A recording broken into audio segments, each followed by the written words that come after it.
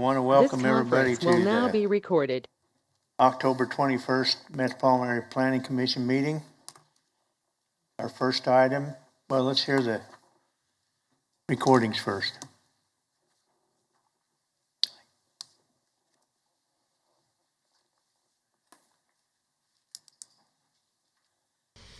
Before we begin the agenda, the Wichita-Sedgwick County Metropolitan Area Planning Commission and the Wichita-Sedgwick County Board of Zoning Appeals would like to take this opportunity to welcome everyone to this public hearing. For those in attendance, copies of the agenda for today's meeting, the public hearing procedure, and Planning Department staff reports on all agenda items are available in the lobby.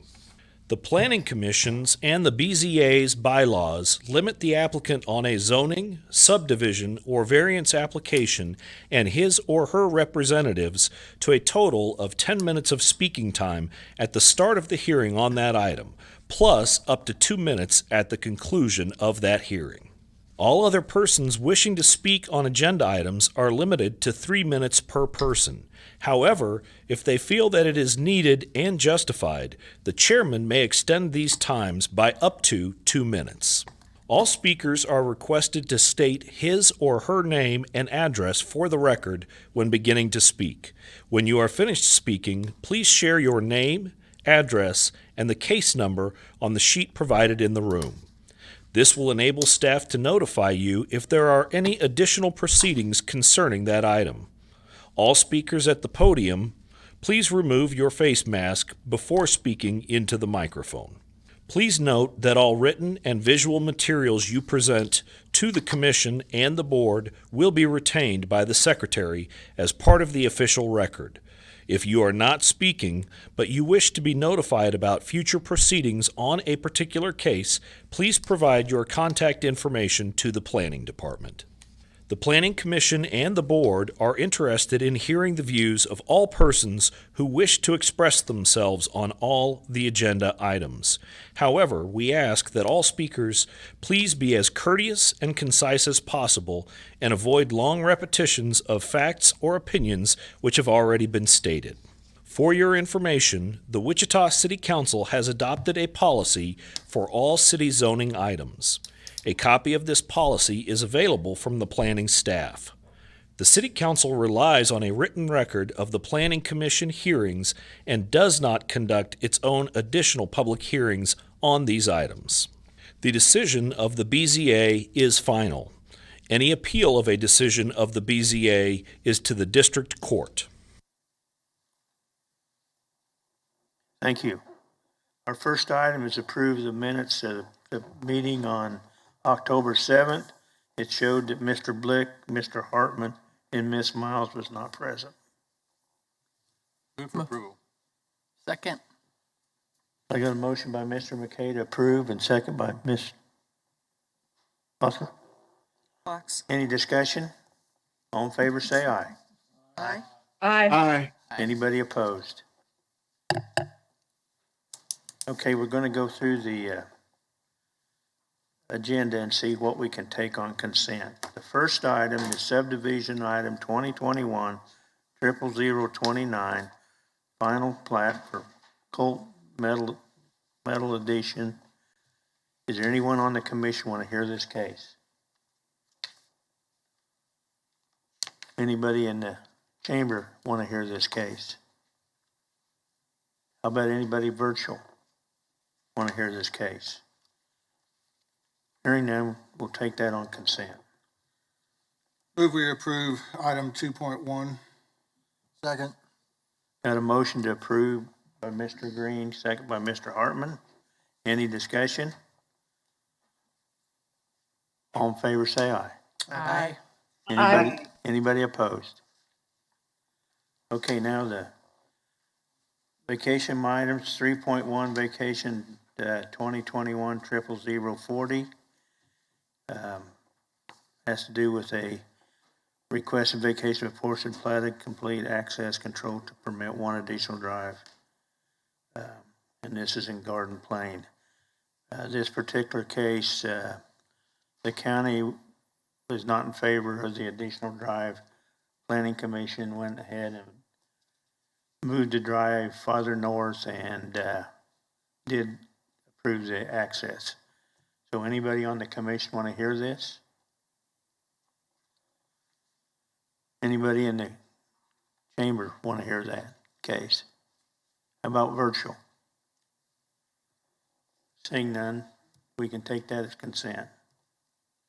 Next one's vacation case 2021-00041. This is the vacate or reduce a setback to allow the construction of a porch. The only change on this particular one, Mr. Longnecker indicated that he made a mistake by 1 foot. And that's the only change, I believe, that's on that case. Anybody on the commission want to hear that case? Anybody in the chamber want to hear that case? Anybody virtual? Seeing none, we'll take that on consent. Now, I guess we need a motion for these two items. Move to approve 3.1 and 3.2 for staff comments. Second. Got a motion to approve by Ms. Fox and a second by Ms. Miles? Foster. Or Foster, I'm sorry. We look so Any much- discussion? All in favor, say aye. Aye. Aye. Anybody opposed?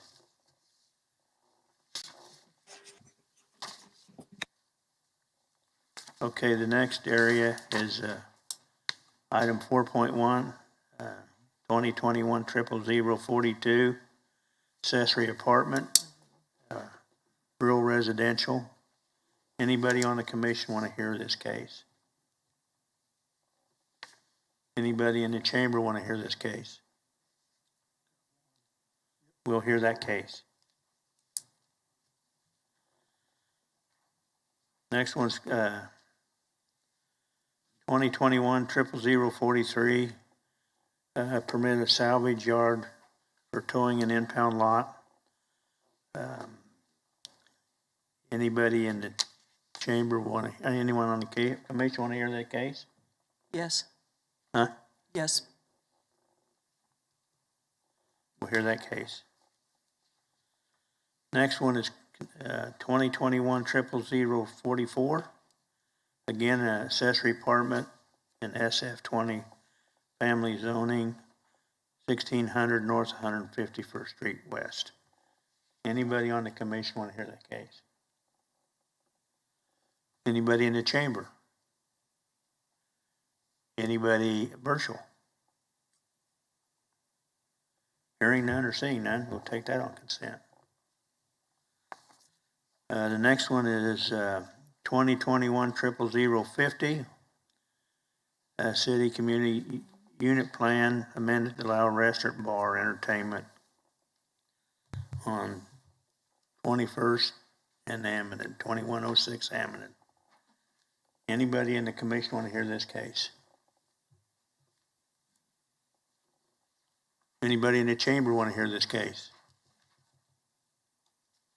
Mr. Commissioner, can you repeat what the location of this case? Hang on. What was your name? Sorry, now? can you repeat? Levi Bond. What was the location of this case? Okay.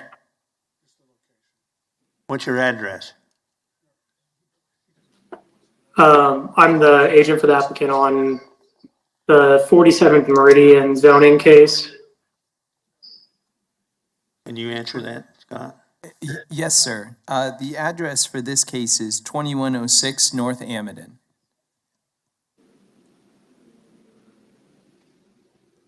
Did you hear that? Yeah, which number was this? Sorry, I might have missed it. This is 2106 North Amidon. item 4.4 on the agenda. Oh, okay. Sorry, Scott. Mr. Chairman, I believe you were asking if there was anyone virtually who wanted to hear this case. So we can take this on consent, right? Okay. Okay, the next one, CUP 2021-00051 and zoning 2021-000 0045. It's at 47th Street south of Meridian. Anybody want to hear this case on the commission? Anybody in the chamber? Okay, we'll hear that. Next one's 4.6, CUP 2021-00052. Amend community unit plan to allow a restaurant and bar and entertainment at 602 North Tyler Road. Anybody on the commission want to hear this case? Anybody in the chamber want to hear this case? We'll hear this case. The next one is zoning 2021-00043. This is a city zone change from SF5 to GO General Office, located at West Central Avenue and 1 block west of North McLean Boulevard. Anybody on the commission want to hear this case? Anybody in? Okay, we'll hear this one. I have a conflict and won't vote on that case. I don't know if this is the right time to tell you that, but I don't want to forget. Next one's 4.8, zoning 2021-00044. This is a zoning change from SF5 to TF3. 2 blocks, let's see, Zoo Boulevard and 2 blocks south of West 9th Street. Anybody on the commission want to hear this? Anybody in the chamber want to hear this case? Anybody virtual? Commissioner, this is Commissioner Blick. I just have a question for staff. As soon as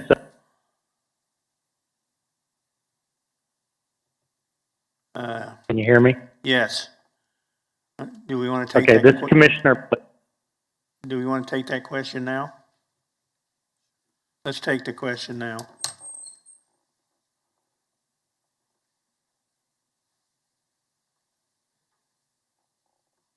Yes, sir, Can you hear me? Blick. Oh, yeah. Yes. Yeah, so the question I have for staff is as soon as you ask for the audience or online, you do unmute and then mute right away. I just wanted to verify that you got my vote at the very end or for the minutes. I abstained from that, and then also on the last couple of motions, I motioned to approve also. But I just didn't know if it went through or not because it went mute all of a sudden. The system did. Yes, so you were here at the beginning of approval of the minutes? Yeah. Okay. Yes, correct. I said abstention, but it automatically just mutes me for some reason, so you guys can't hear me. Okay. Okay. Anything Thank else? you. That's all the question I have. Oh, for staff. he didn't have Yeah, a sorry question. sorry to interrupt. All right, we'll take this on consent. All right, we'll take a motion on the consent items. I move for approval of items 4.3, 4.4, and 4.8. Second. Got a approval on 4.3, 4.5, 4, or 4, I mean, and 4.6. Second by Mr. Green. What? Any discussion? Clarify the repeat of the motion, please. Made approval for items 4.3, 4.4, and 4.8 for consent items. Okay, thank you. Any other discussion? Hello, can you hear me? This is Amy Ponick. I was just wondering, my computer was on mute earlier, and did we discuss 4.1? Not yet. We're There gonna will be a hear, hearing. we're gonna hear that case. Okay, thank you. Hey, we got a motion on the floor. Any discussion? All in favor, say aye. Aye. Anybody opposed? All right, now we go to item 4.1, 2021-00042. Philip? Yes, good afternoon, Philip Zievenbergen, planning staff. This item is a conditional use to allow an accessory apartment on a property zoned rural residential on the north side of West 39th Street South and on the east side of 327th Street West. It's just outside of Cheney. The applicants are looking to add an accessory apartment to the property. If you go to the aerial image, can kind of see them here. They have about a quarter of a mile driveway, and their cluster of buildings on the property is about almost a quarter mile away from either street that their property touches. They're adding this structure in and amongst the cluster of buildings that they already have on the property. Your staff report includes the supplementary use regulations from the zoning code, which say that it has to be in character with the existing structures, that all utilities have to be under the same ownership, being out this far out in the county. They are, I believe, are on well water and on-site sewer management, and they'll be working with MAPC on proper sewer management. But given the size of the property, there shouldn't be any issues with that. The property surrounding it is all rural residential and is either single-family residential or agricultural land. It's in conformance with the comprehensive plan, which identifies the area as rural growth area, which is agricultural uses, rural-based businesses, and larger lot residential, ex-urban subdivision-like will be developed in the area. And so an accessory apartment on such large plots of land are usually of no issue.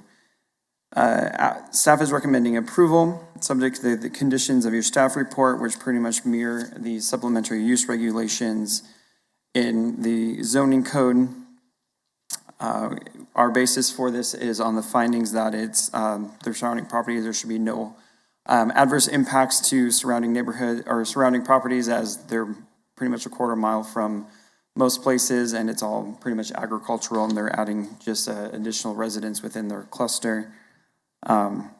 If you remove these restrictions of the rural residential and add the conditional use, won't have these detrimental impacts, and it's in conformance with the comprehensive plan. I'll go through the site pictures real quick. This is the site plan. It's a zoomed in version just because, as you saw in the aerial, their driveway is considerably large, and so to have a scale site plan to show you actually what the site looked like, you wouldn't be able to see anything. They have an existing home over here. They've got a storage shed and a shop, and they're looking to add the additional dwelling unit this direction, or over here kind of at the end of the drive. And we'll see what this looks like on site with the pictures. This is looking north. The fences you kind of see to the left of the picture here, those are along their driveway. So from 39th Street South, you just see the cluster of trees. Next picture. This is on the property. This is that shop on the site plan, the one that was kind of towards the left. If you go to the next picture, this is looking at the house that's existing on the property and towards the driveway. Next picture. This is looking south towards 39th Street. Next picture. This is where the accessory unit will be. They have it kind of demarcated with some flags over in this area. The first picture we saw with the shop is over in this direction. Next picture. And that's it. I can stand for any questions. Any questions of staff? Seeing none, thank you, Philip. Applicant or agent? I believe that's Miss Panic. Go ahead, give us your name and address. My name's Amy, and it's 32100 West 39th Street South, Cheney, Kansas, 67025. This is my current address. You agree with staff comments? Yes. Yes? Mm-hmm. Okay, any other comments? No? All right, thank you. Any questions? of Thank you. Applicant? Seeing none, hang on. Anyone else want to speak on this item?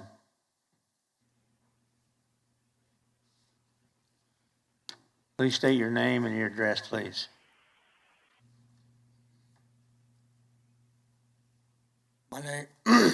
My My name is Terrell Black from 3651 South 327th Street West, Cheney.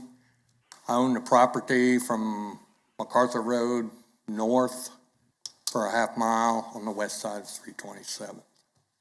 Couple questions I have, not information that I was given earlier was pretty vague about what was included. Now, my understanding is this is just a one-time thing, correct? One time is approved today now. They can always come back and request something different, but Right. That was a big thing that I have. I'm also representing Spring Creek Watershed Joint District number 16. We have a structure just north of the property line in the middle of the section. And there is a breach area, which I see Mr. Ponick is all right. It's not affected. But we've had troubles getting the breach area into the system, and not somehow it gets overlooked because about 10 years ago, we had to spend almost $1 million on that structure, or that dam up there. And I don't want to see that happen again. That was the board. That's why I'm here also. From what they're wanting, I don't have a problem with it. One structure, that's fine. Big question I have though, why is it Mr. Ponick's having to go through all this when over here across the road from my house, Sedgwick County REC got by with nothing? Why wasn't that rezoned? I can't answer that. That's kind of discrimination if you ask me. Anything else, sir? That's it. Thank you. Any questions, Speaker? This is not a zoning case, it's just a conditional use. Okay. It's a whole bunch of difference. That was my question too on that northwest corner. Okay. That was never rezoned, and that should be. Okay, thank you. Thank you. Anybody else like to speak on this item? Now, Scott. Yeah, Mr. Chairman, I just wanted to offer that with the gentleman's question, staff would be more than happy to look into the situation and just let him know what the background is on that one. Okay. So, sir, as long as we've got your address and contact information, we'll make sure to get in touch with you. Thank you. Anybody else want to speak on this item? Seeing none, I guess since he wasn't opposing what this was, no sense of rebuttal. I'll bring it back to commission. Move for approval, subject to staff comments. Second. Got a motion to approve by Mr. McKay, second by Mr. Hartman. Any discussion? All in favor, say aye. Aye. Aye. Anybody opposed? All right, the next item is 2021-00043. Has to do with the salvage yard at 3527 North Broadway. Good afternoon, Commissioners. Kathy Morgan for the Planning Department. On your screen, you can see the location of the subject property is outlined in a teal color in the middle of limited industrial zoning. On the east side, east of the railroad tracks that go there is general industrial, and then the pink is general commercial, and then there is residential to the west. This site does happen to have a buffer of limited industrial on its west side. With wrecking and salvage yards, we put conditions on those to where they have to conform with the use regulations and have to be screened, fenced, a solid fence, so a minimum of 8 feet in height. They will have to do landscaping, some kind of landscaping along North Broadway. They cannot stack the vehicles, and they have to have an active program to control rodents, eradicate and control rodents. and also keep the site clean of weeds inside and along the exterior perimeter. The employee parking shall be provided, and the number of spaces are what is required by the Unified Zoning Code. Access to the property for the general public is off Broadway. There is access for the business to bring wrecked vehicles into the storage area from, as you can see there, from 35th Street. North Market has a vacated alley or vacated street right there, and they have a locked gate at that entrance that they will use for access into the storage area. And that emergency access will be accessible to fire, police, and emergency. And then the last condition is that if they are in violation of these conditions, we may revoke the conditional use. So go to the subsequent maps, please. So this is the aerial.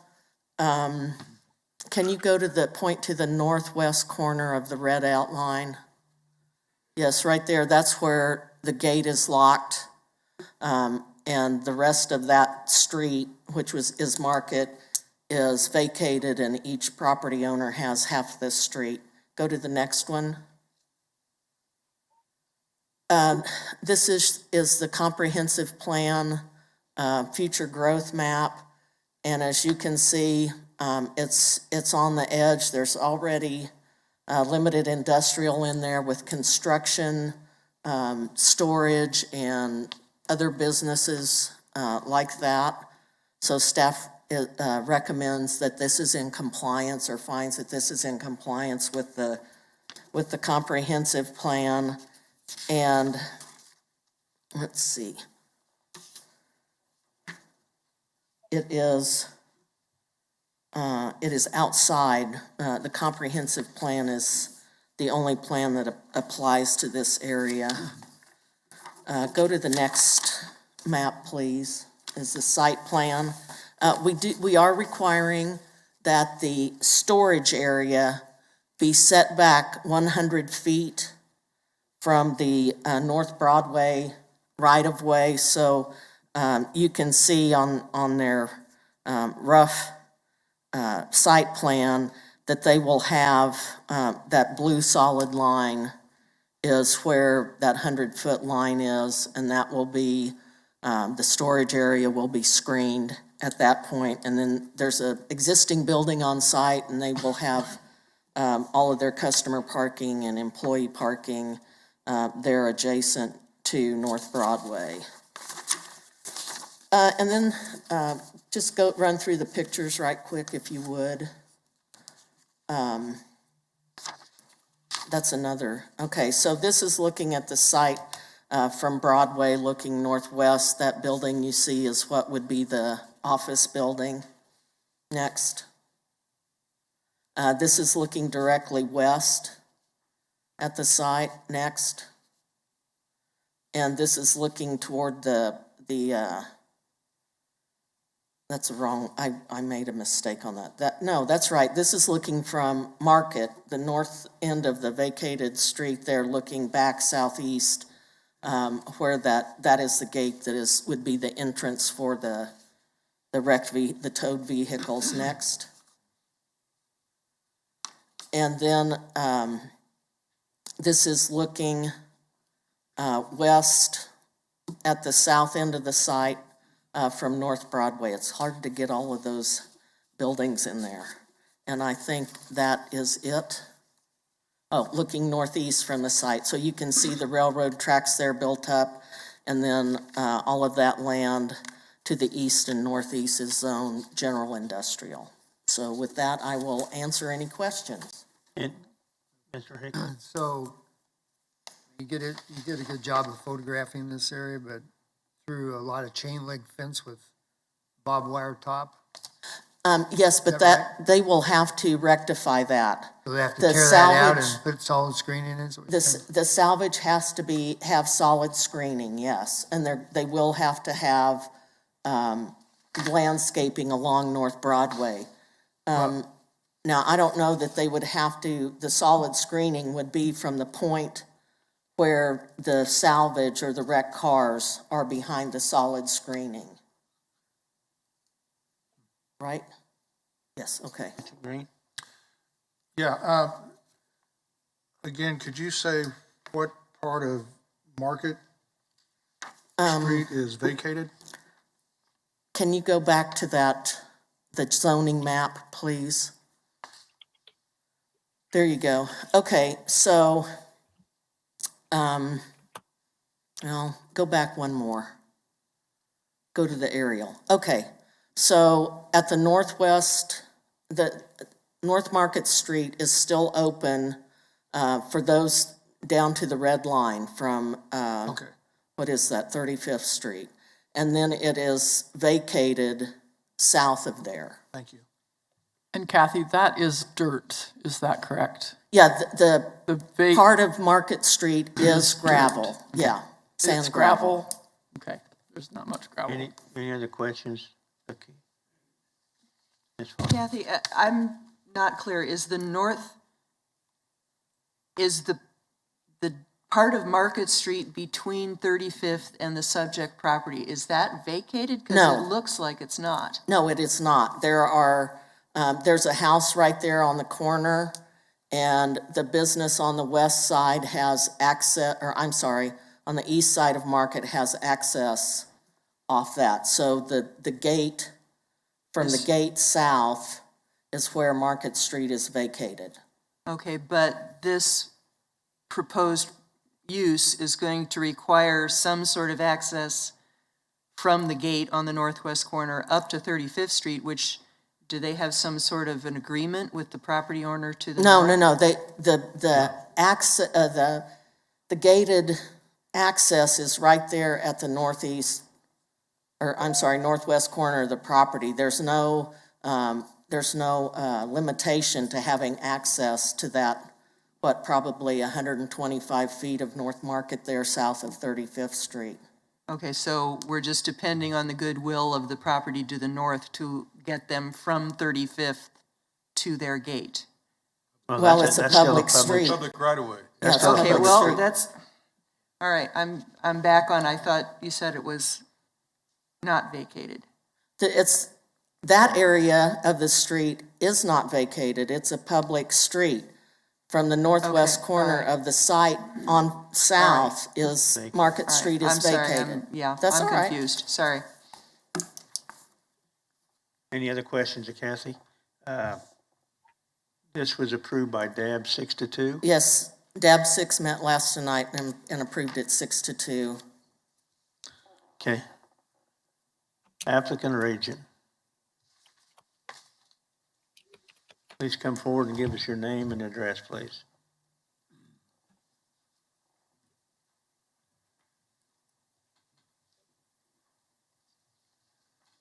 My name is Jared Duncan, address 710 North Anna. My name's Bobby Decker. My address is 3244 North Shelton. Okay. Are you in agree with staff comments on this item? Yeah. Yep. Okay. Any questions to the applicant? I guess not. Thank you. Anyone else like to speak on this item? Anyone else?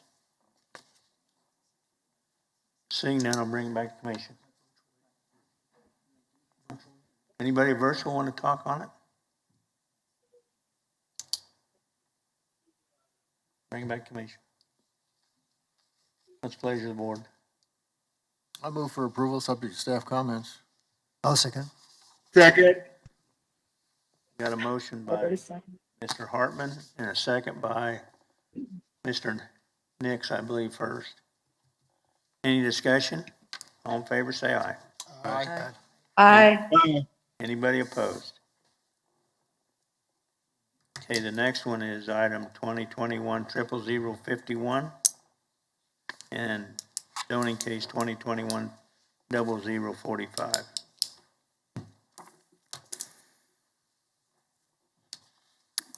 Good afternoon again, Philip Zievenbergen for the record. CUP 2151 and Zone 2145 is an application to rezone a portion of a property from single-family SF5 to LC Limited Commercial. You can see on the zoning map that the majority of the site located on the northeast corner of West 47th Street South and South Meridian. The majority of the site is zone limited commercial, and there's just a sliver here on the edge of the park property that is zoned single-family SF5. So the zoning aspect of this case is unifying the zoning to all commercial in order to promote and support this commercial development that's proposed. The CUP aspect of this case is to establish the 47th Meridian Community Unit Plan. It would be CUP DP 360 if it's approved. Base zoning of limited commercial. Platting of the property is going to be required in order to obtain building permits. That will also take care of things related to drainage, utility easements, access, things of that nature. The applicant states that the intended development is to be mixed use with commercial parcels as well as residential development with duplexes or higher density. The CUP contains 3 parcels. If you want to go to the CUP plan, might have to click through several slides. Here we go. There's 2 smaller parcels along 47th Street and then the larger parcel, parcel 3, on the north end of the property. It's showing 2 full access drives on 47th Street and 2 access drives on Meridian. The site visit showed that these driveways actually already exist. There's a median. Basically, the intersection has been approved and the street has been rebuilt to where these access points are already built into the structure, where likely there should be no issues with traffic engineering is what I'm getting at. Apologize for the stumble there. All parcels without access to public streets will have access through internal circulation. The CUP states a 60-foot building setback along the arterial frontages. This is 25 feet greater than the minimum 35-foot setback that the CUP regulations require in the zoning code. Applicant states that this is to ensure uniform development, and they say it provides a minimum space for a single drive aisle with 2 rows of parking between the right-of-way and the building. The reason that's in there is staff kind of did some pushback on why such a great setback and not letting the market do it, but that was what their desire was. Since the minimum is only 35, if they wanted a 60-foot setback, that was for basically ensure enough parking and access between the aisles, between the building and the right-of-way. The CUP states that the uses that would be permitted by right would be those in limited commercial on each parcel with several exceptions, and you can see those in the CUP text.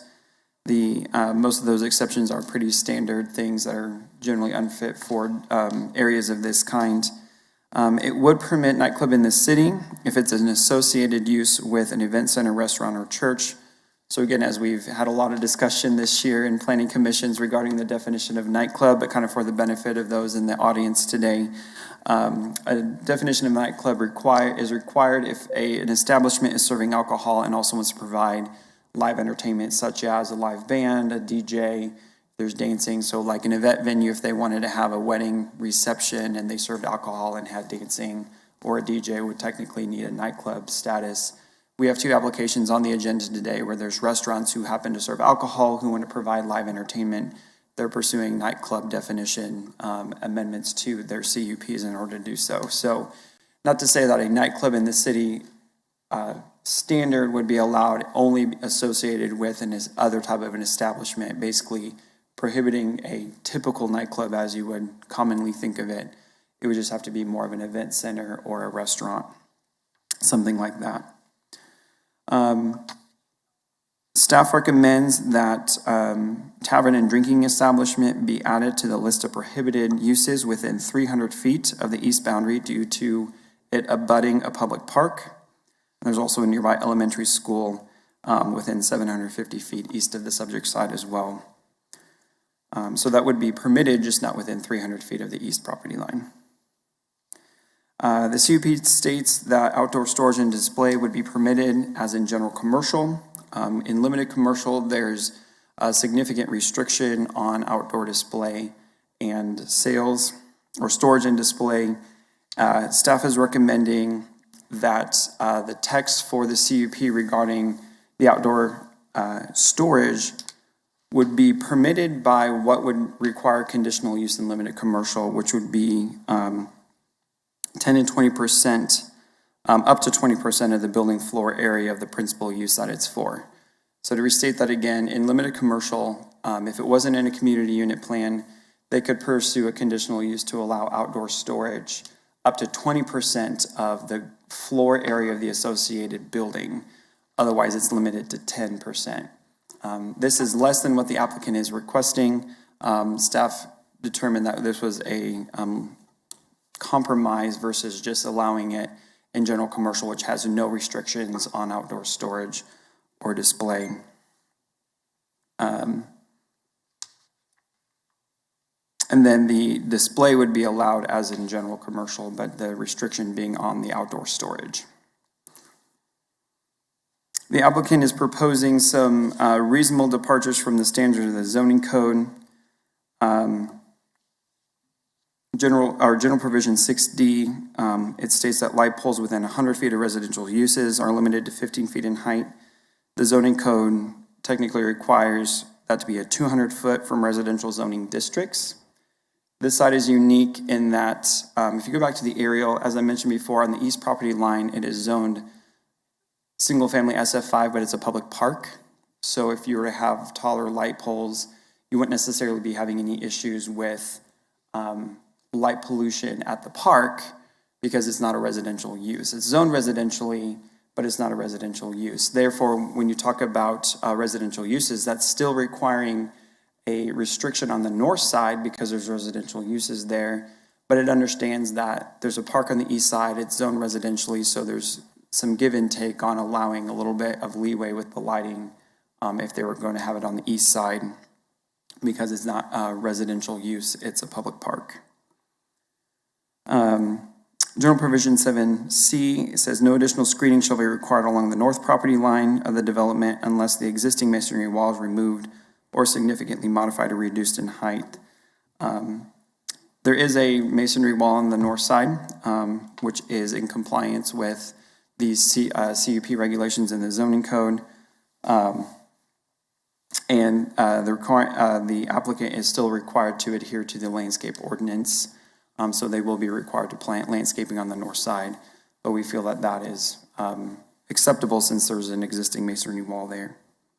General provision 7D, the applicant is proposing that the screening requirement for a 6-foot masonry wall on the east side be downgraded to a 6-foot fence. So instead of a masonry wall up along the park boundary, they were looking for a 6-foot wood fence along the east property line. Staff was recommending approval of the fence with the addition of requiring landscaping to be 1.5 times required by the zoning or required by the landscape ordinance, and 1/3 of the trees to be evergreen. The rest of the language in the CUP is pretty standard regarding architectural controls, landscaping, cross-lot circulation, and parking. Screening of outdoor storage work areas, mechanical equipment, things of that nature, and parking would be per the code. Property to the north is zoned single-family residential, is developed with a single-family dwelling and accessory structures, and there's also agricultural land. Property to the east, as we've talked about, is zoned single-family and is Sunview Park. To the west, across Meridian, is zoned limited commercial and is undeveloped. And property to the south is limited commercial and it's agricultural land. City water and utilities are available. South Meridian and West 47th Street are 5-lane arterials. The intersection has been improved with turn lanes and is signalized. Property or the zone change and community unit plan are in conformance with comprehensive plan, which identifies the property as appropriate for residential and new residential. It is not in conformance with the property. let me back up. It is because even in these categories, the comprehensive plan does state that based on market-driven factors, that pockets of institutional and commercial uses would likely be developed. So even though the use category is residential, the comprehensive plan understands that, especially at an arterial intersection, you might have some commercial development within a residential category. The site is also located within the boundaries of the South Wichita-Hayesville Plan, and it identifies that a desire for new commercial development in the area, and the future land use map identifies it as appropriate for commercial development and residential development.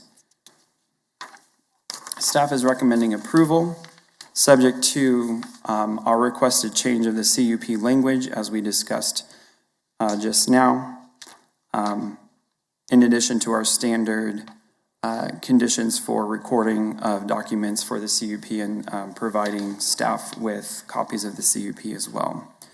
Our findings for this, the general character of the neighborhood, there's already limited commercial zoning on 2 of the sides of the intersection. Actually, 3 sides, the southwest corner is also zone limited commercial. There is single family zoning to the north and to the east. This CUP is proposing residential development in addition to the commercial, so it could likely buffer the commercial from the residential properties. It is suitable for commercial construction. Historically, the intersection of 2 arterial streets has been deemed appropriate for commercial development of this nature. It's in conformance with the comprehensive plan and the South Wichita-Hayesville plan as well. With that, I can work through the site pictures. We move forward. This is looking at the property to the northeast. You can see the aerial images show that there were the existing structures on there. Those have been raised. It is now just a vacant site. Next picture. This is looking to the southwest. This property is zone limited commercial as well, but undeveloped. Next picture. This is looking at the property from the park. You can see kind of the dirt pile where the recent demolitions were. You can see kind of back in the corner here, up here, this is the north side of the property. That's the masonry wall on the north side of the property. Next picture. This is the parkland just to the east. Next picture. This is looking south at property zone limited commercial, but is agricultural field. And I believe that is it. I can stand for any questions. Any questions of staff? Mr. McKay? Bill, if I'm following along, presently there's a CUP on this piece of property with the exception of the east strip of land. Is that correct? No. The majority of the land is zone limited commercial. They're looking to develop the CUP as part of this. This zoning code requires any commercial development 6 acres or greater to establish a community unit plan. They're rezoning the SF5 sliver on the east side of the property and establishing the CUP. The LC limited commercial corners were rezoned back in, I believe, the late 50s or early 60s. When this was likely in the county, there was a rezoning that happened of all arterial corners within the 3-mile ring of Wichita to help just cut red tape of development and just allow commercial development at arterial corners. But now with the zoning code as it is written, a community unit plan is required for any commercial development over 6 acres. Mr. Green?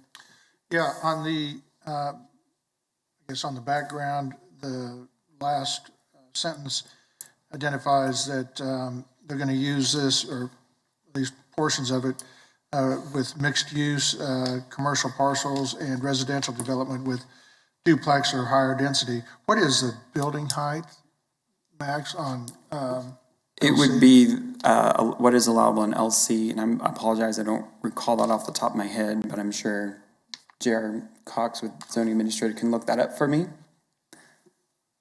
Or maybe Scott can while we discuss other things. We'll get that answer for you, Mr. Green. To answer your question, if you're thinking about building height, because of residential zoning that is abutting to the north and to the east, compatibility height setbacks would have to be, setbacks as well as height limitations would be in effect. Go ahead. Yes, ma'am. And why would you consider a fence instead of a wall on the side separating with the park?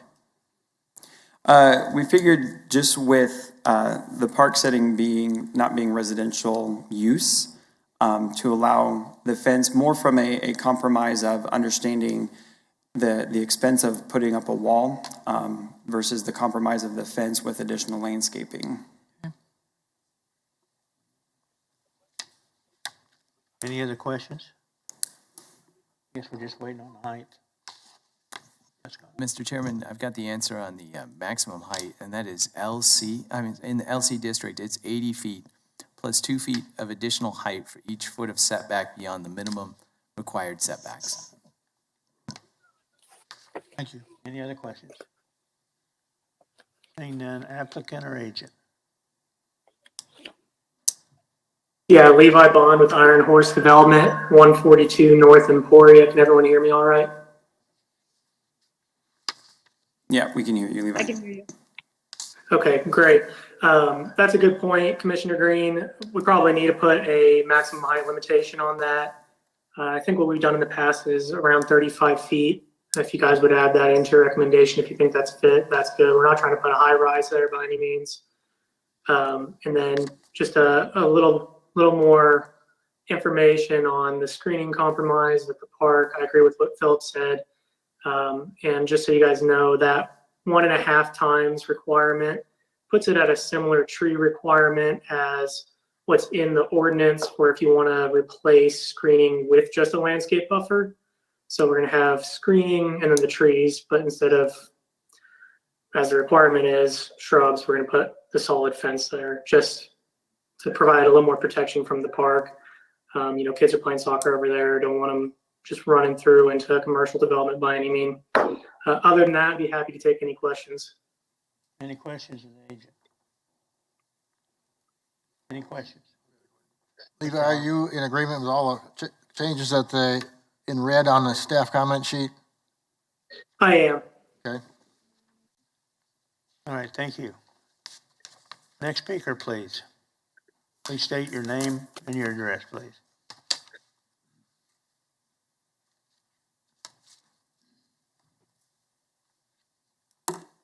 Teresa Ingram, 2417 West 45th Street South, Wichita, Kansas, 67217.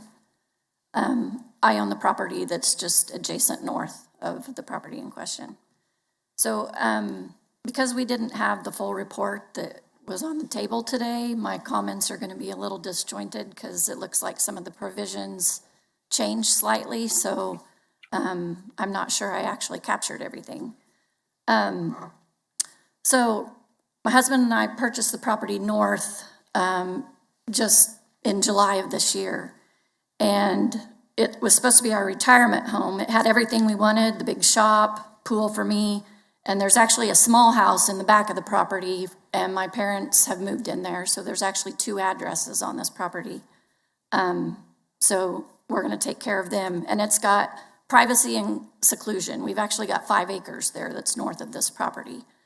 So it's got the masonry barrier all the way around, and we have a gated fence. So then we saw the for sale signs go up, and when we were moving, and had we had the money, we probably would have purchased this property just to keep that seclusion that we had, but we didn't have the money, and so here we are. So our preference would be to leave it vacant, but that's probably not going to happen.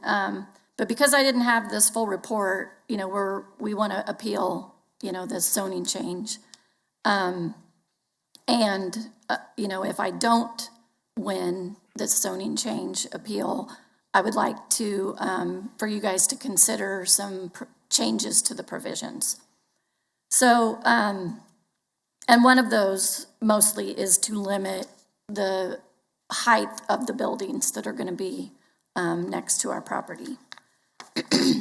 So I had these revisions by number. I'm not sure the numbers even match anymore based on the report that you guys have.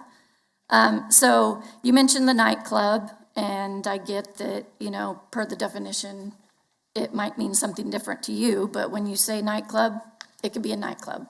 So I don't want nightclub in the city in the language. I don't want an event center. I assume you removed nightclub in the county because it's not a county residence. So I would say no alcohol establishments in general. That was number 3. In number 4, they talk about if minor adjustments are made to the plan, they didn't really have to file any formal ordinance. I would like for them to file a formal ordinance and give me a chance to respond or appeal. 6D, you did reference the lighting. I do want the lighting to be limited to 15 feet, even on the east side of the property, even though it's a park and open space. Otherwise, it could go up to 25 feet or even higher. And Ma'am, yes, your time's up. Do you need some additional time? yes, please. 1 minute? I would say 2 or 3. I I can thought give you. the limitations were 10 minutes. I can give you to 2 minutes, say. but that's it. Okay.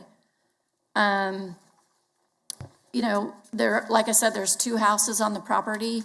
So there is a house at the very back of that property. So the biggest thing for me, I think, is that north masonry wall. That's our masonry wall. You guys cannot use that as their north barrier. I want them to require on 7C, they must create their own north line solid screening. They cannot use our masonry wall as a north barrier, and they have to maintain that. I'm not gonna have their trash and everything coming up on my north barrier wall. And any major changes to the plan have to be submitted.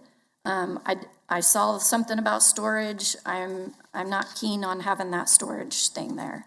So there's no neighborhood to fight this. I'm the only home that's on that whole lot of property. So we're the only ones that can appeal this. We're hoping we can work together with the property owner so it doesn't invade our privacy. But if I can't win the appeal, we want to try for you guys to listen to our provisions and hope that, you know, you guys will listen and try not to invade our privacy as much as possible. Thank you. Any questions, the speaker? Yes. Mr. Hartman? What was the maximum height that you were thinking of restricting this to on the buildings? You said I said 1.5 stories at the most. But you know, our masonry wall is like 6 foot. So anything, you know, they're going to be able to see over our property. So I would request 1.5 stories at the max for any building. A residential house can have 35 feet, which is 2 stories. I'm just telling you what I'm requesting. Like I said, my parents' house is at the very back of, you know, it's the very south end of that property. So anything that's built at the very north end of what they're requesting is going to be right there looking into my parents' house. How tall is your shop building? I don't know how tall the shop building is. Okay. It's fairly tall. And that's relevant because Now, staff can correct me on this. This property's already zoned LC. So, I mean, when you bought this, it was zoned LC, so I don't know if you looked that far to see that there could possibly be commercial. I don't disagree with that. I'm just Okay. saying. But Any other what's the questions? relevance of my shop height to I've got a question. Ms. Hartman? my privacy? Is your masonry wall on the south property line? No. Our masonry wall is inset at least 10 to 15 feet, And how tall is it? 6 foot.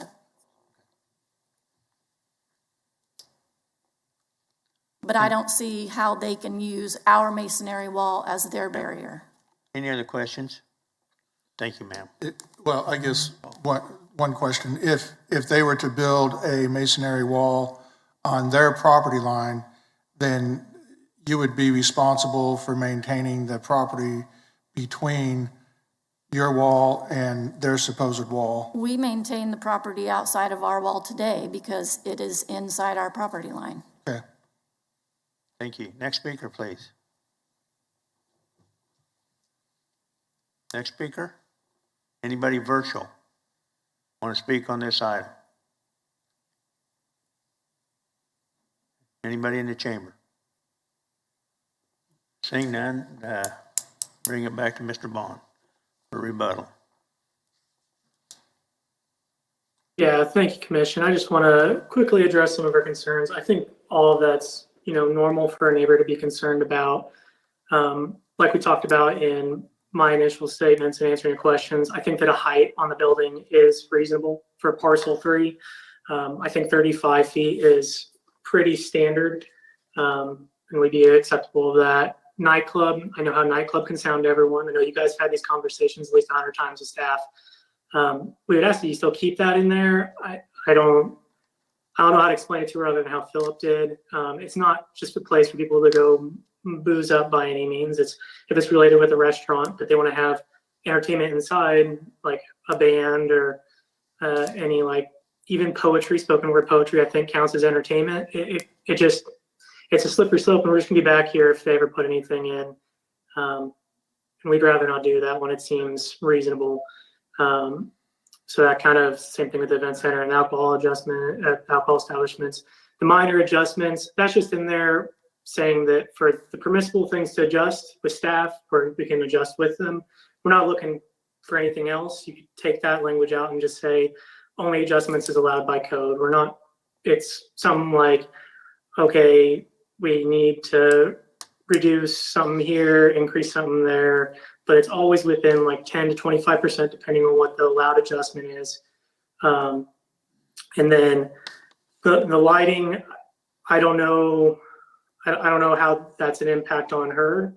The reason why we want to just do 25 feet is it creates less hazards in the parking field because it casts light further out. So instead of having a pole every 50 feet, you have it every 75 feet. So it's more economical for us. It's less hazards in the parking lot for people to go ding into when they're parking. I would leave that up to you, but in our opinion, that would be the reasons why. If I could just have one more minute to address your last two comments and hopefully offer up a... Mr. Bond, your time. Yes, sir. You need any more time? Yeah, if I could have one more minute. She just had 2 more points that I'd like to address. Okay, I'll give you 1 more minute. Okay, and then on the north line solid screening, it was just a thing where why would you double up on expense? As you guys know, a masonry expense can run over $100 a linear foot. That's $50,000 back there. If you guys would want to require some solid screening, I think we'd be agreeable to a wood fence like we're doing on the east side. For the visual of it all, that would decrease, I guess, the visual impact on them. That with the 35-foot height reduction. And then outdoor storage is more of a request we've been making lately, just in case anyone ever wants to do a small scale nursery out there and have plants outside and they want to display them and sell them.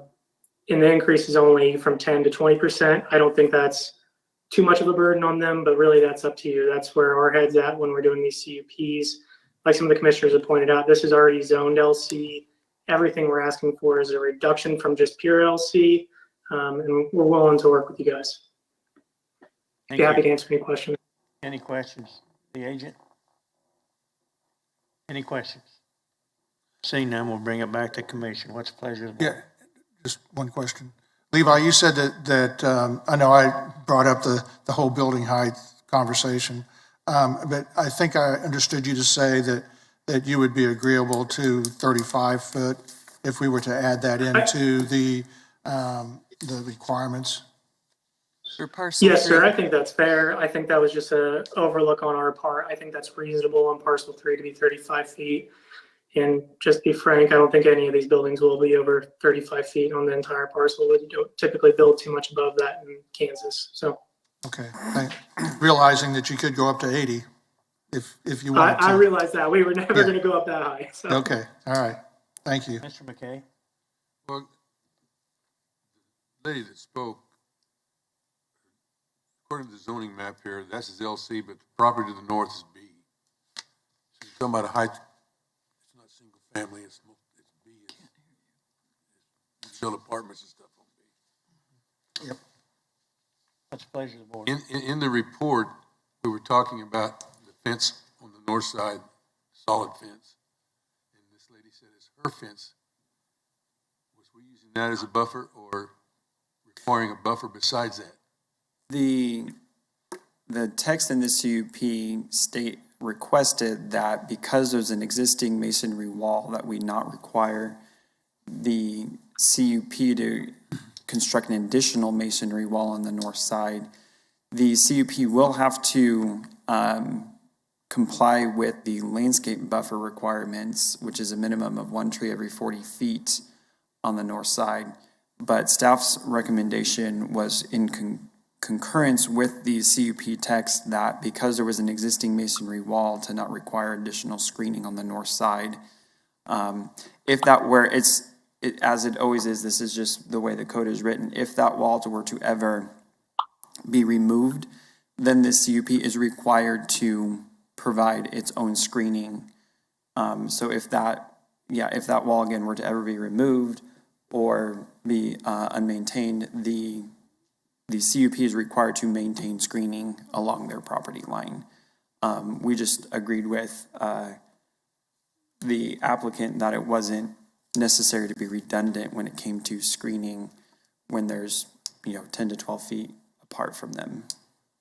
I'm just trying to get it straightened out because it looks like to me you got LC, then you got B, but you have a strip that's single family in between the two. That is correct. Okay.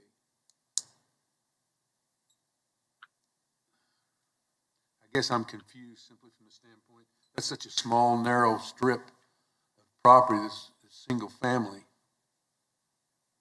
Why you would even require a fence on the north side to be, except for that part along Meridian that is single family. The CUP text in the zoning code requires a masonry wall next to residential zoning. But it's the park that we're talking about. No, this is the north side. No, I'm talking about the north. He's talking about what's the this requirement strip between right LC here. and B? I thought he was talking about the narrow But strip to the side. No, the narrow strip to the north right here. This is where Okay. the existing masonry wall is located. Not on that property. It's on Okay. the B property. Right, but because there's single-family zoning, the text in the zoning code requires a CUP to provide a 6-foot masonry wall at a minimum when adjacent or abutting to residential zoning. What's the requirement between LC and B? If it was just the regular zoning, correct me if I'm right, I think because B is still residential zoning, any commercial zoning adjacent to or abutting to residential zoning requires screening. Whether it's B or SF5 or TF3. So Philip, the strip on the north side is really the space between the masonry wall on the privately owned residential on the north and the property line of the LC. That is my understanding that Okay, so that's the 10 feet. That's likely that 10 feet is their wall is likely here at that brown line, and the property line with the CUP is here with that SF5 strip in the middle. I'd like to comment that I think having a masonry wall and either another masonry wall or a fence 10 or 15 feet apart or whatever the homeowner to the north said would create a space that would be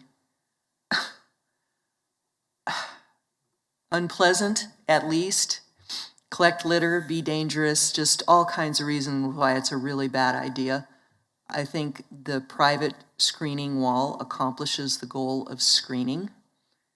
And on the east side, between this tiny strip on the east of what is now single family but will become LC zoning and the park, I think a wooden fence is sufficient, especially given the trees. I would rather have more landscaping on the park side than a masonry fence, given a choice between the two.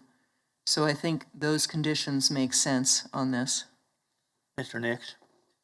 Well, kind of along the same lines, I guess it's a question for Lee, but I think I heard as far as screening trees every 40 feet. Is that what you said? That would be along the north side. That's the On the minimum. north side, doesn't seem adequate to me, but I think in Well, that's not previous screening. cases. That would be the landscape buffer. The screening is accomplished with the wall. The landscape buffer is 1 tree per 40 feet. I understand. I mean, I get it. However, we do have that space. I guess this question for Levi. I'm wondering if we could accomplish screening by combination of trees 40 feet and then shrubs in addition to that on the north side. Seemed like that would be an easier thing to have. I'm with Ms. Foster. 2 walls doesn't make a lot of sense to me with that dead space in between. Mr. Dill? Mr. Dill?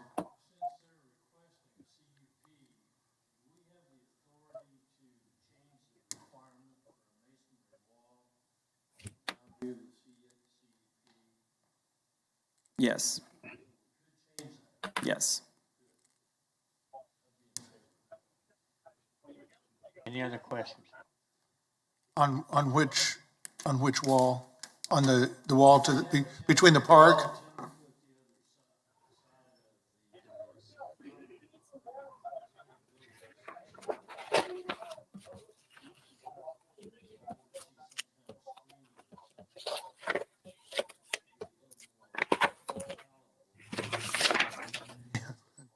That's what I was trying to say.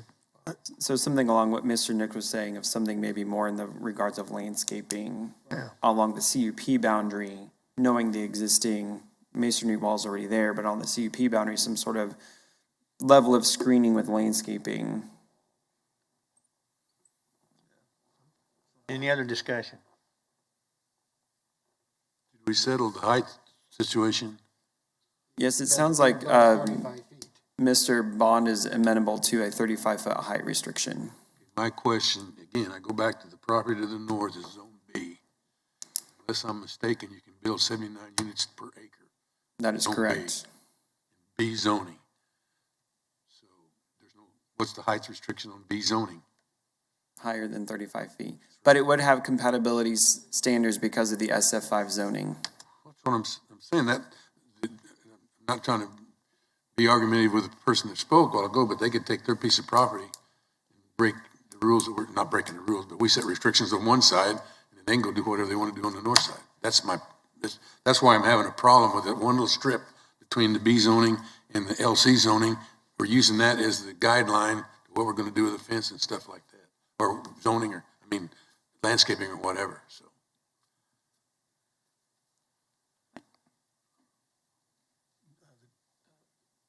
Thanks. Mr. Chairman, in response to the question about the maximum height in B zoning, that is 55 feet plus 1 foot of additional height for each foot of setback beyond the minimum required setback for all property lines. Thank you. What's the pleasure of the commission? I'd like to move to approve the request with a couple of exceptions or additions, I guess. One would be to limit any building height to 35 feet on this property, and then to on all the property or just on parcel 3? Just on parcel 3 or on all the property? I'm saying 35 foot is what the developer has agreed to, or I'm sorry, the agent 3. Is 35 feet on all You properties. said 3. If it's parcel 3, then it's parcel 3. Also, I would add landscaping to be added on the north property line. Trees every 40 feet for the length of the masonry wall. And then obviously the comments in here concerning if any of the north property screening should disappear, then the CUP would be responsible for replacing that. But I would add some screening in there, some landscaping on that north wall, or north property line. Got a motion. Don't we already have landscaping involved? So on the north side, the landscape ordinance would require 1 tree per 40 feet already. There's already in there. So that's already a You requirement. want more than that? I just want to The make east sure, side, the language of the CUP staff recommendation was 1.5 times for the east side. Right. So are you wanting more on the north side? 1.5 on the north? no, I just want to Okay. I just want to ensure that Gotcha. landscaping is included in there. I think the language ought to be the same. I mean, 1.5 on Yes. both sides would make sense to me, Okay. just to take it. 1.5 then. 1.5 times landscaping requirement on the north and the east side with the 35-foot building height max. And that is a motion. I'd like to go back before, I'll second the motion, but we're talking about just the big piece on the north or the whole CUP? For the 35-foot building height? Yes. Or for the landscaping? Both. I think that it's for, my question was not specifically for lot 3 or for parcel 3. Mine was for the entire parcel, all 3 parcels. I think we need to ask that. And I think if we can ask Levi on that. I'll leave that up to you guys. We can deal with 35 feet on all 3 parcels, or if you just want to make it parcel 3, it's up to you. I'll second if it's just parcel 3. Okay. All right. Okay, we got a motion to approve with the exception of the height on parcel 3 of 35 feet and 1.5 times the landscape on the north along the existing masonry wall and the east property line. Is that correct? Yep. Any discussion on the motion? Clarification, Bill, you said in the motion, it can't be on the property because there's a 10 or 15 foot distance between property line and the fence. So it has to be on the CUP property, Yeah, CUP property. not adjacent to the fence, but on the CUP property. Okay. Any other discussion? That 1.5% landscaping's down the whole east side also, next to the park. 1.5 times. As it's called out. Any other discussion?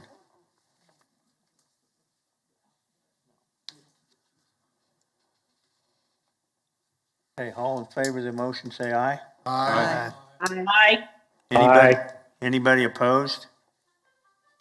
Carries unanimously. Next item, which is CUP 2021-00052. Has to do with the bar, restaurant, entertainment, CUP 602 North Tyler Road. Yep, CUP 2152, the applicant is requesting an amendment to the CUP of the West Center Community Unit Plan DP 19 to add nightclub in the city as a permitted use on parcel 1A. Property is zone limited commercial and is located on the southeast side of Central and Tyler. You can see that on your screen. The surrounding property is all zone limited commercial. However, if you go to the aerial photo, there are, you can't see them in the aerial. Across this road right here, there are apartment complexes. The restaurant in question is in this area right here of this parcel. There's some retail stores located right here. Actually, no, this is the restaurant. I'm sorry, these are the retail stores. So this whole parcel is actually buffered from the residential uses by some retail as well as this right-of-way. As we discussed in the last case related to the definition of nightclub, they were requesting this designation because they are a restaurant who serves alcohol and they would like to provide some live entertainment on the property and within the building during while they're serving. The staff is recommending approval of this, subject to several conditions. One, that the amendment only apply to parcel 1A. The nightclub shall apply to only ancillary uses associated with an existing restaurant, again, to kind of protect from a commonly defined nightclub from establishing. The supplemental use regulations shall adhere to the nightclub shall adhere to the supplemental use regulations in the zoning code. The operations of the establishment shall be limited to 11 p.m. Sunday through Thursday and 2 a.m. on Friday and Saturday. and outdoor entertainment is prohibited except for in the confines of the attached patio to the restaurant. All other requirements of the CUP remain into effect with less from a separate zoning action. And then we require the copies of the CUP to be filed with the planning department. The findings for our recommendation are the zoning and the character of the uses, as I mentioned before, is all limited commercial surrounding them, with large retail, fast food restaurants, banking establishments, things of that nature. There's a storage unit to the south. We don't feel that the removal of these restrictions would have any detrimental effect, given the conditions and the governing of the CUP. It is in conformance with the comprehensive plan, which identifies the site as appropriate for commercial uses. And I can take you through site pictures. Going forward, keep going. This is looking at the restaurant to the east. Tyler Road is in the foreground of the picture. You can see the patio is the most prominent feature along Tyler. You can also see the warehouse self-storage on the south side. There's a Spangles restaurant on the north. Next picture. This is the retail that is east of the restaurant that buffers it from the apartments that are east of the property yet. Next picture. This is looking to the northeast towards Central. Next picture. This is looking to the northwest at the shopping center across Tyler. Next picture. This is looking due west. There's an Ace Hardware, and they actually have their kind of garden and outdoor storage allowed by LC on this side of the building. Next picture. This is looking to the southwest. There is a single-family residence right here. I think there's actually two of them, but there's commercial on this side, and then on the other side of the two houses, there's several other retail stores. They're just kind of buffered in almost on all sides. So commercial uses around them, and as you can see going down Tyler, they have commercial uses across the street. So being surrounded by commercial is nothing new. These are very established and have been established commercial centers for a while. Next picture. And this is looking to the southeast at that warehouse self-storage south of the property. In conversation with the applicant this week, he did request, the staff recommendation was to limit the hours to 11 p.m. on Thursdays. They would like to allow that to go to 2 a.m. on Thursdays as well as Friday and Saturday. That was conversation with the applicant this week. I have not heard public comments. There hasn't been any phone calls or emails about this case, other than clarifying what they were looking to do, but nothing in opposition, and I can stand for any questions. Any questions? Philip? Scott? Mr. Chairman, my apologies, but I've got one quick clarification on the staff recommendation. And that is on item number 2, it talks about the nightclub use shall apply only to the ancillary uses associated with I would perhaps scratch out existing and just do restaurant. And that would allow subsequent restaurants in the same space to also have the ability to have entertainment indoors, of course, with all the same conditions. I'm curious about drive-ins now that serve alcohol. Are they limited to 11 o'clock on Thursday nights, or? Those aren't governed by the zoning code in terms of hours of operation. I'm wondering if they can serve alcohol after 11 o'clock. And that's just, I'm just curious. Well, I mean, it's an applicable question because Spangles, which is just north of this property, does serve alcohol. Hey, let me Google that and see what their hours of operation are. Well, it could be what their hours of operation, but when do they stop serving alcohol? Yes, and to our knowledge, it would be based on, they'd follow the same regulations as a place that didn't have a drive-through but was serving alcohol as well. Now, there's also an establishment that's just back east of this And I don't know if it's a restaurant nightclub or if it's just a nightclub. If you go to the aerial, I know that, I forgot the name of it. It shows up on like a Google map if you just Google it. If you go back to the aerial, keep going. It's up here. It's actually on the east side of Robin Road. It's on the east side, on the same side of the street as the apartments. If it was a nightclub, it would require conditional use because of actually the apartments are zone limited commercial. I didn't think it. I believe it's at least a drinking establishment by definition, if not a restaurant drinking establishment. In terms of nightclub, if it's providing entertainment, I don't know. I know they have entertainment, and I didn't remember they had any food, but I didn't know how late they served. But anyway, just curious for my own good. I think they had both food and entertainment there. Yeah. Okay, any other questions? Any other questions of Philip? Mr. Chairman, I've got a curious about something as well, as long as we're being curious. In staff meetings, you ever thought about changing the word nightclub to something else so it's less confusing? Yes, and I'm very excited that you asked that question. That's come up multiple times. We've seen instances with the Dunbar, with the bowling alley in Town East, and especially in that one, is very prominent that there were many people who came in attendance, and once they found out what was being proposed and what the definition of nightclub was, we saw a lot of people say, we're not worried about that. And so after that, we've gone to the Advanced Plans Committee, and we've inquired with them about whether or not we should move forward with looking into research about possibly changing our zoning code and those definitions.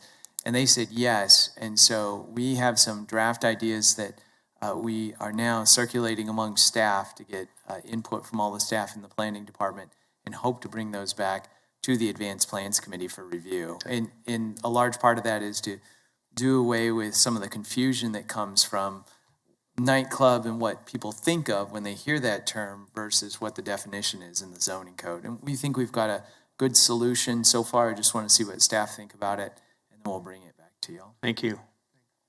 I ask that you also consider changing the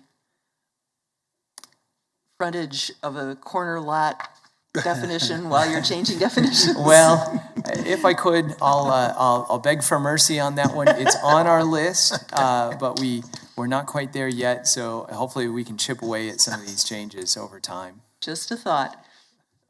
Applicant or agent, please. Give us your name and address, please.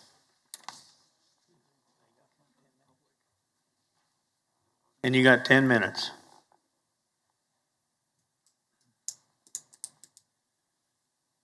My name is Kelly Guevara.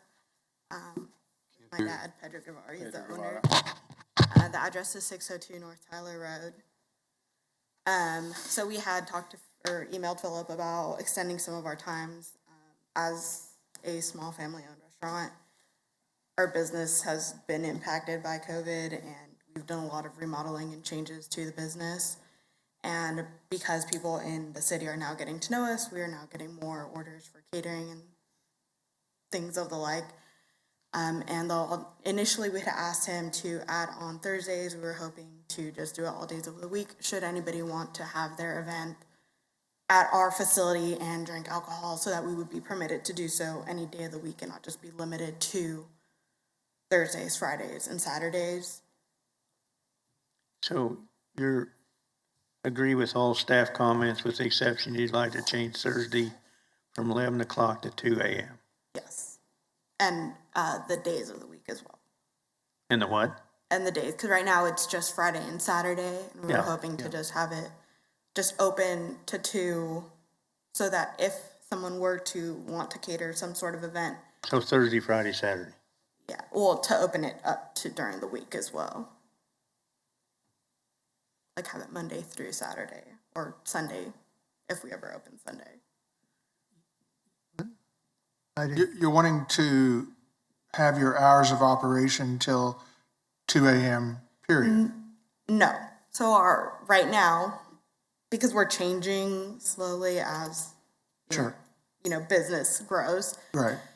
We just want to be able So if somebody in the future would want to have some sort of reception there, that we aren't limited to like 11 o'clock if they want to keep it open till 2. Does that make sense?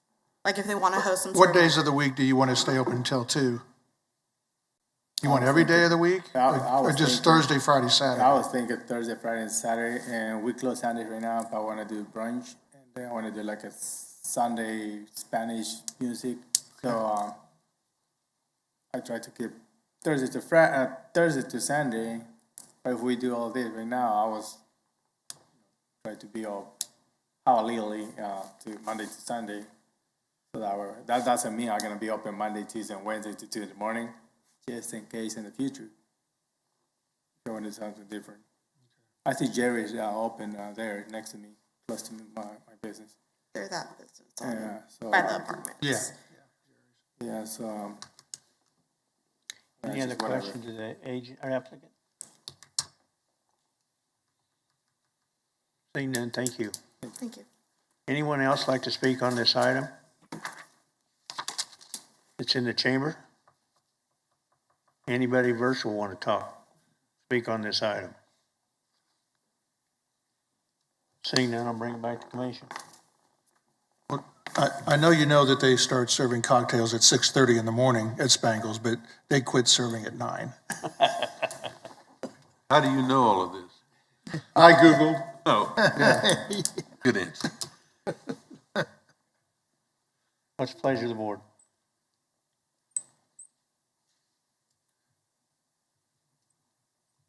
The problem I have is the hours open. Yeah.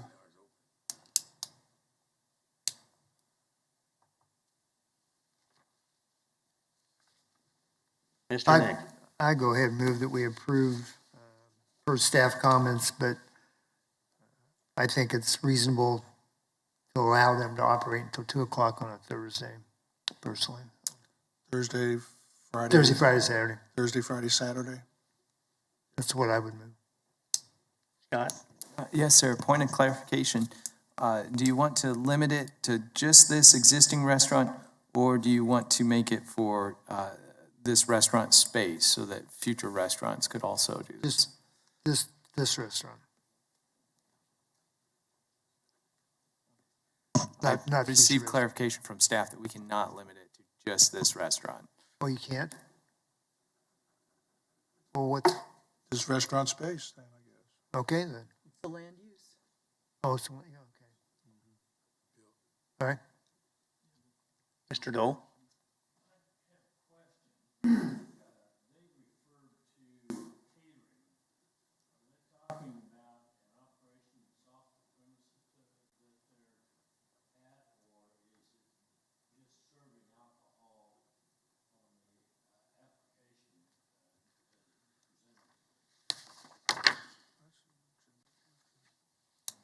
I think this just pertains to On-premise. serving alcohol at this location. What they Well, do, really, it's the ability to provide entertainment.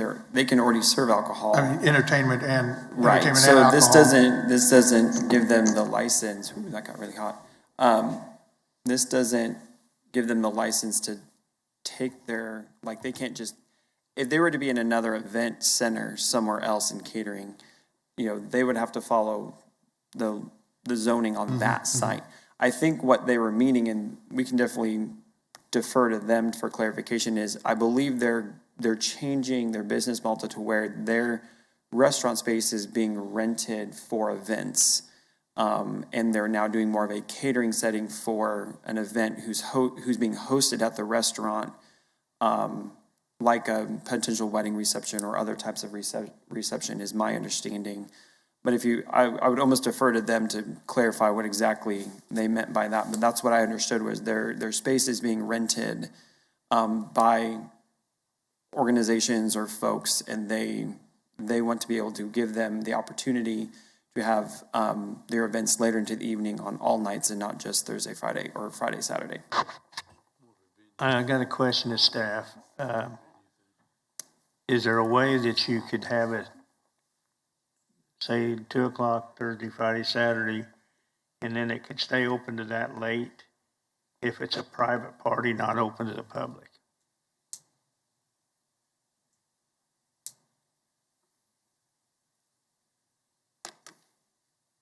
Can you clarify that question?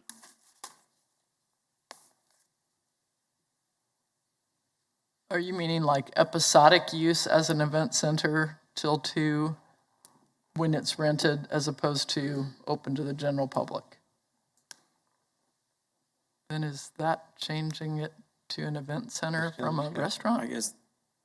Given the surroundings, I don't know that it matters if they're open till 2 a.m. on a Monday. Who are they going to bother?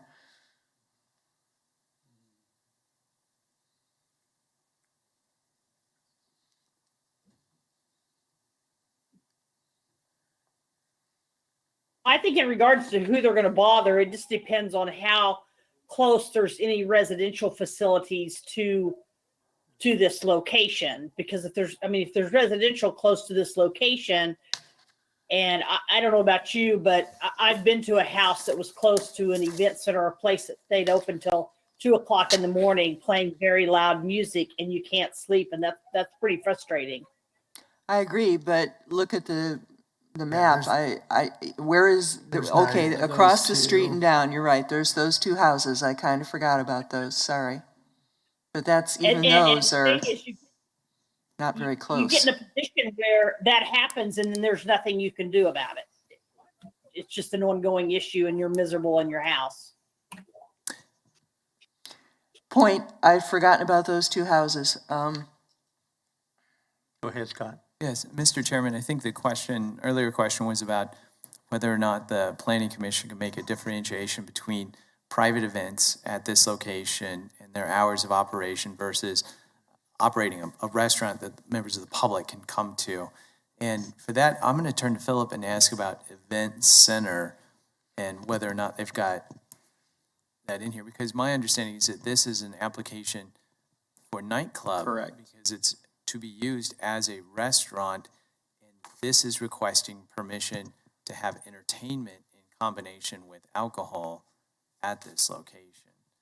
So I guess the question to me was posed about having private events versus public and timing. So I would turn back, and response would be, this application is about a restaurant and whether or not they can have entertainment with alcohol. We don't have an event center. Correct. Yeah, there's no language in the CUP about an event center. All right, well, then we can go back to my motion, can we not, after all this? Which was to allow them to stay open on Thursday, Friday, and Saturday until 2 a.m. Second. Discussion? Got a motion to approve by Mr. Nix, second by Ms. Fox? Foster. Foster. You got to get us organized here. You gotta get those FOs separated. Any discussion? All in favor, say aye. So sorry, everyone. Just one point of clarification, that motion includes removing existing from point number 2 on the recommendation. It did include that, I'm sure of it. Thank you. Yes. Yeah. We're good? All in favor, say aye. Aye. Aye. Anybody opposed? Aye. Nay. Have a roll call. Roll call. What do we have, 2 Cindy. Roll nays? call. A roll call, I guess. I think I was the only one that objected. No, I think there were 2. Somebody else. Okay. I thought I heard Mr. Blick. Heard a male's voice. We can go through it pretty quick. Bill Johnson, Yes. Fox, Yes. McKay, Yes. Gross, Yes. Green, Aye. Dool, Blick, Aye. Nix, Aye. Foster. Aye. Warren is not here. Joe Johnson is not here. Miles, Nay. Hartman, Yes. Florence. Yay. Was that nay? Nay. No. Okay. Aye. So, yes, aye. Okay. Thank you. So that is 1, 2, 3, 4, 5, well, it's 11. 11 to 11 to 1. 1. I heard a male voice too, but I guess. Maybe it was just delayed from a motion to approve, so. All right, the next case is item zoning case 2021-00043. Has to do with SF5 to GO. Yes, Kathy Morgan for the Planning Department. As you can see on your zoning map, the green is all GO, and on the east side of Edwards Street is the Via Christi retirement residential homes. North of that, just south of 9th Street on both sides of this street are, again, senior retirement village.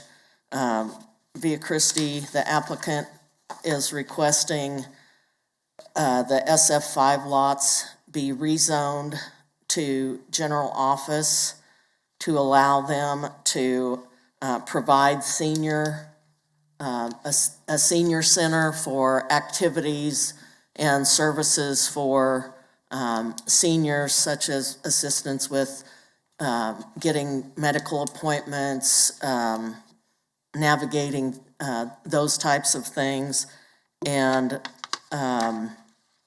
we have, with the concurrence of the applicant, put a PO here so that only the adult daycare, either limited or general, which would take care of the activities for seniors from 9 a.m. to 5 p.m., Monday through Friday, be limited to that. The lighting shall be per the zoning code. They will provide on-site parking. A lot of the clients that will use this will be brought in by bus, that Via Christi will provide transportation services both to and from the center. There will be some people that will use their own cars. There will be no activity outside the building, and they will they will submit a plan that shows pedestrian circulation on site, the parking area, and that will be landscaped.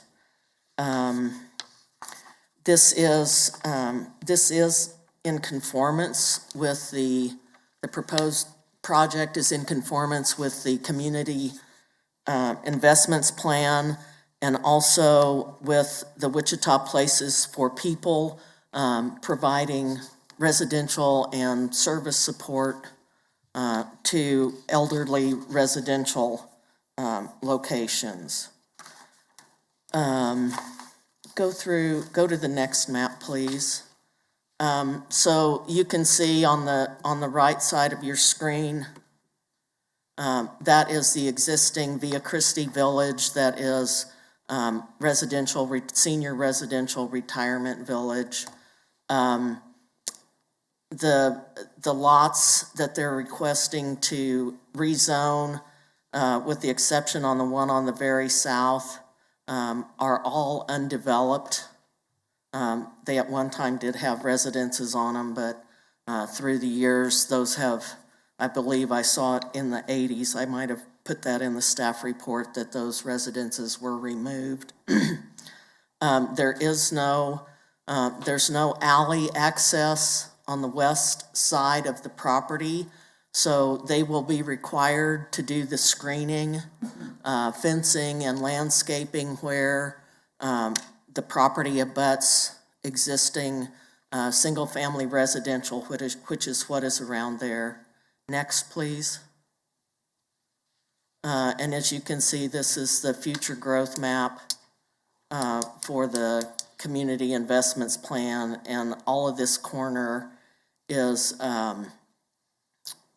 general office, and it's a commercial use. The old osteopathic hospital is located on the south end of that. At one time, Via Christi did have their community center in that building, but they have had to locate. And so this is the new location where they want to move their existing activity center. So staff, go ahead to the next. This is a proposed, this is something that they have built in other locations.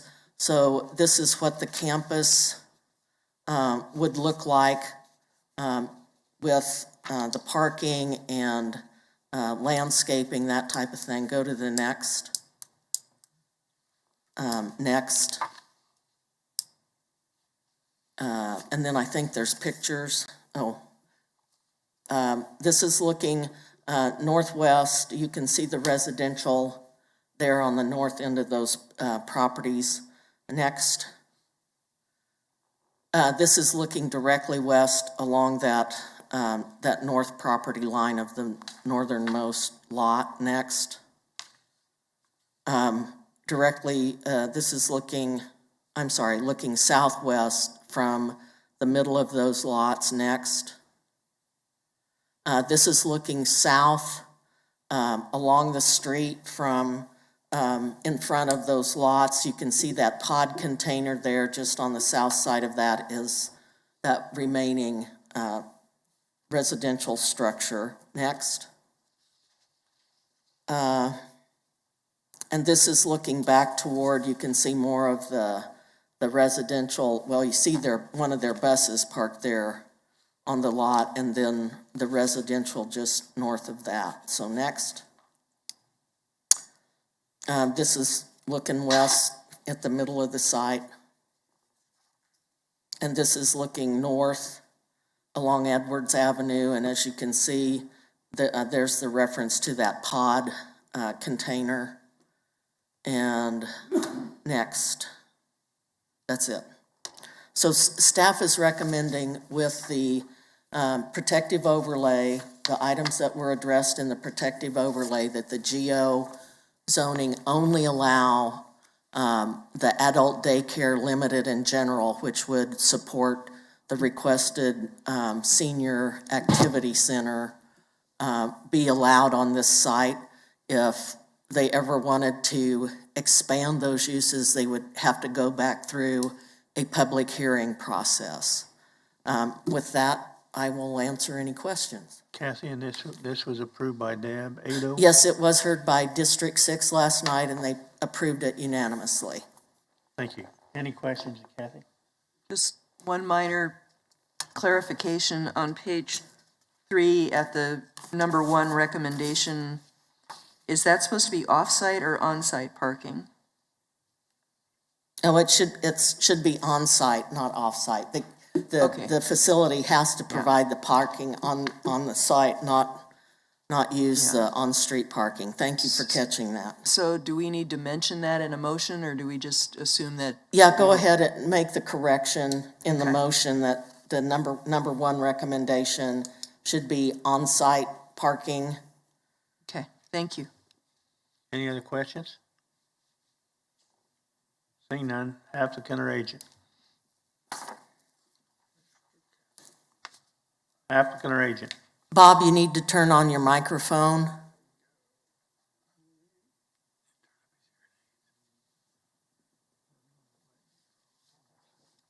He's there.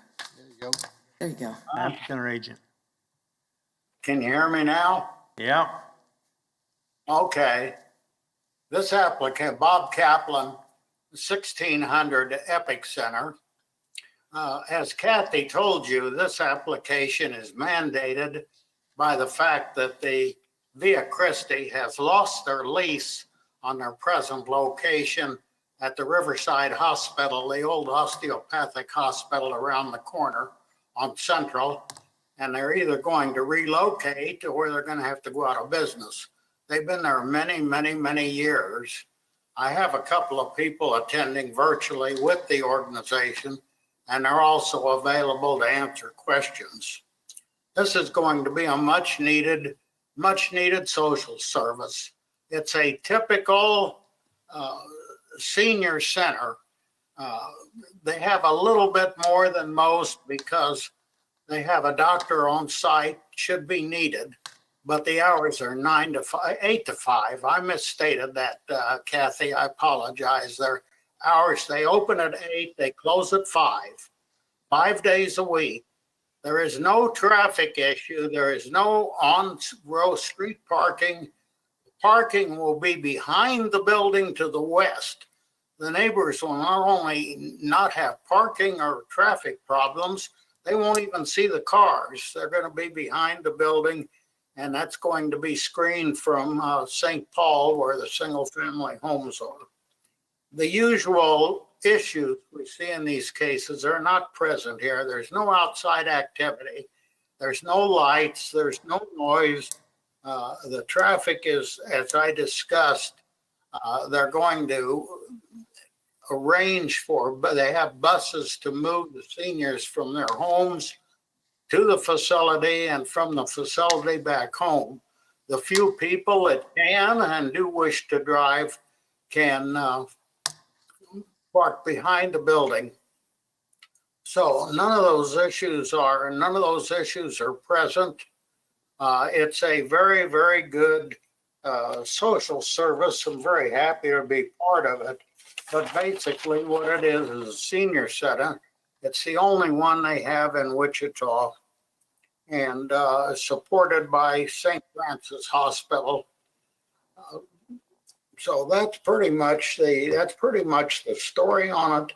They'll be Monday to Friday, 5 days a week, 8 to 5, no overnights, no outside activity. As I told you, no lights, no noise, bus pickup, bus transportation, indoor social activities, as most senior centers provide. They'll serve a hot lunch every day.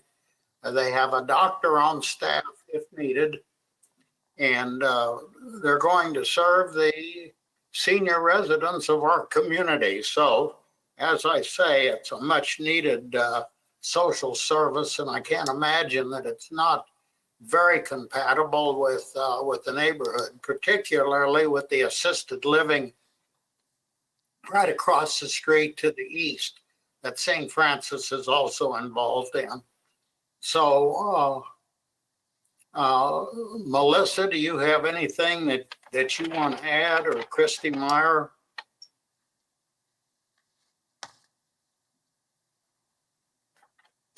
I guess not. Those are the two. Go ahead. Hi, this is Melissa Johnson at 2622 West Central, which is where we're currently located, the HOPE program through Via Christi. I am the executive director there, and everything that Bob said is correct. Our buses, which in the back is where we're going to have our buses that are going to load our participants that are in the program and reload them to go home. So that traffic that they were assuming would happen on Edwards, all of the loading is going to be in the back. And then our buses, when we are not there in the evenings and on the weekends, will be housed in the back on the west side in the back of the building. And then staffing for staff, there will be parking lots along one of the sides. I think it's on the south side of the building on those pictures that she showed earlier. And it is a day center. We do have a physician that's available for medical care. This program lowers 24% hospitalizations for elders in the community that receive Medicaid. So we are funded by Medicare and Medicaid. And being in our program, our goal is to keep individuals in the community and not in the nursing home. And our program has about 285 people in it, and only 5% of them live in nursing homes. The rest of them live in the community in their own homes, either with their families or they live alone, and we provide services in their home. And another statistics I wanted to give you about our program is after a person has joined our program and they've been in our program about 12 months, the mortality rate decreases to 32%. So I believe that this program is a very vital program in our community, and we have been in existence in this area, I want to say around 2003. And so I don't see by moving from the West River Plaza, which we're located at now, and our lease will be up in real soon, that it's going to have an impact, a negative or adverse impact in the community that we're currently in, because that's where everyone knows that we're located in the city. Thank you for your time. Thank you. Anything else, Mr. Kaplan? I think not. We can answer questions. Okay. The other Christie participant is Christy Meyer, who also is with us virtually. Christy, do you have anything to add? No, sir, not now, but I'm able to answer any questions as well available. I think not, Mr. Chairman. I think that's pretty much the story, but Okay. it's a very good and appropriate use for this neighborhood. Anybody on the commission have any questions of Mr. Kaplan? Seeing none, thank you. Next speaker, please. Please come forward, state your name and your address. You got it. Forgive me, I'm older than hell, so I'm a little bit slow. My name is Fred Clapp, and I live at 3127 South Bennett Street here in Wichita. And the property that I'm talking about is 763 North Edwards, which is the property directly south of this facility they're going to build. And my family owned 763 North Edwards for almost 60 years. I grew up there. In 1995, we sold it to a very dear friend that lived next door. She tore down our house and put a new one there in 1995. Yesterday, she called me and asked me if I knew what kind of screening will be between 763, which is a house south, and the buildings to the north. Please advise me of what kind of screening will be built there. Yesterday, I did visit with Kathy, a very wonderful lady. She gave me a lot of information, but I failed to ask her what kind of screening. And like I said, I grew up there. When I was there, as a little boy, we had 2 lakes across the street. We had choo-choo train going up and down Edward Street, and a lot has changed. So can somebody please, and I don't have anything against what they're doing or anything like that, but can somebody please explain to me so I can explain to this dear friend of mine what kind of screening is going to be to the south? Because she has a home there, and she has a beautiful home there, and she has a beautiful basement and lots of property to the back, and she would like to... We'll have staff answer your question. Thank you very much, sir, and thank you, ma'am. Hang on. Yes, ma'am. Yes, the screening will be provided as per zoning code, which is a 6-foot solid fence, and then landscaping, 1 tree every 40 feet, and then the shrubbery, which is typical for that type of use abutting residential. Thank you very much, and thank you, Kathy. Appreciate your kindness. And thank all of you. Appreciate it. Have a good day, gentlemen and ladies. Any questions of the speaker? Thank you. I don't see we don't need a rebuttal, I wouldn't think. Anybody virtual want to say anything or speak on this item? Yes. Go ahead. Give us your name and address. You got 3 minutes. My name is William Stavig, 782 North St. Paul. In the picture that's up on the board right now, my property is the very north to the left, to the west of theirs. And my question or concern is the way I get to my backyard right now is because my house is only 5 foot from each side. I can't get through the front with a trailer, and I come in the backside there. And just wondering if there's going to be any kind of easement back there to allow me to do that. Anything else? No, I think the Senior Citizen Center will be a great idea. Just my concern is how I'm going to get to my backyard. Okay. Any questions of the speaker? Yeah. How do you get to it now? I drive through their lot. Which years ago, when I bought this house, I talked to the owner and they said, no problem, just go through there. If you look on that aerial, you can kind of see you have to be careful not get lost. But. It's comes in through here and down. Any other questions of the speaker? Thank you. Anyone else virtual want to speak on this item? Here and now we'll bring it back to Mr. Kaplan. I've worked with Mr. Stott. I've talked to him. We have no intention of land blocking his property. We're not going to do that. He's emailed me. I've talked to him. He's talked to Kathy. And William knows very well that we're going to work with him and we'll provide him access. I'm not going to build him an alley. We're not going to do that. That's what he really wants. But we'll give him access to his backyard. When his house was built, there was a 5-yard side setback. It was either the side yard setback was either violated or it was only 5 feet at the time. So he's got a trailer and he can't get his trailer into his backyard from St. Paul. He does have access to St. Paul. It's just he wants access to his backyard.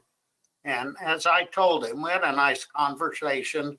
When this is over and done, we'll figure out a way to get him back there and we'll work with him on it. And I explained that. I thought he was satisfied.